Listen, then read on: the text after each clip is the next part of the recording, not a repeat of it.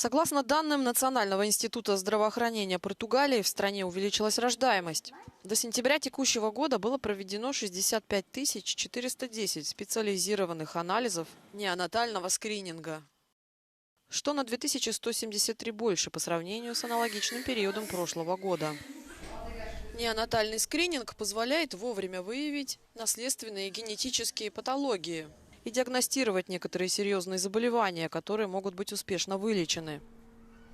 Больше всего детей рождается в Лиссабоне и Порту. За ними следуют Сетубал и Брага. Муниципалитеты с наименьшим количеством обследованных новорожденных – Браганса, Порт-Алегре, Гуарда и Вилла-Реал.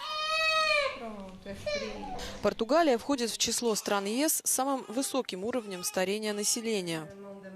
В прошлом году в Португалии наблюдался один из самых низких показателей доли детей в общей численности населения Евросоюза.